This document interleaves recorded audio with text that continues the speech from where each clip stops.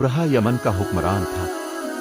इसने यमन में एक आलीशान कलीसा तामीर करके यमन के लोगों में ये ऐलान करा दिया कि आइंदा कोई शख्स हज के लिए मक्का मुकर्रमा न जाए और इसी कलीसा को बैत अल्लाह समझे। इस ऐलान से अरब के लोगों में गम व गुस्से की लहर दौड़ गई। फिर इनमें से किसी शख्स ने रात के वक्त उस कलीसा में जाकर गंदगी फैला दी।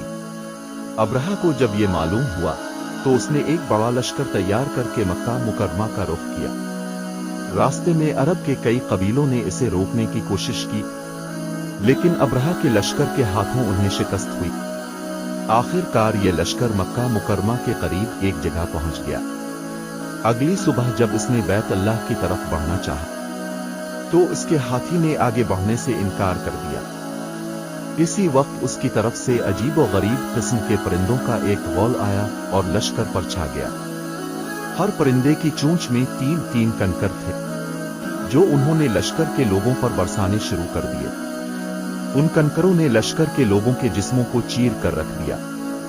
ये अजाब देखकर सारे हाथी भाग खड़े हुए। लश्कर के सिपाहियों में से कुछ वही हलाक हो गए और कुछ जो भाग निकले वो रास्ते में मर गए। अब्रहा के जिस्म में ऐसा जहर सरायत कर गया कि इसका एक एक जोड़ गुलसाड़ कर गिरने लगा। इसी हालत में उसे यमन लाया गया। वहां उसके सारे बदन से खून बह बह कर खत्म हो गया। इसकी मौत सबसे ज्यादा इबरतनाक हुई।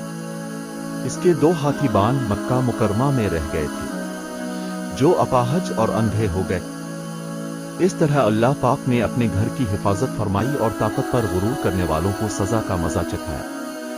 कुरान पाक की सूरा फेल में अल्लाह पाक ने इस वाक़ये को यूं बयान फरमाया, क्या तूने न देखा कि तेरे रब ने हाथी वालों के साथ क्या किया?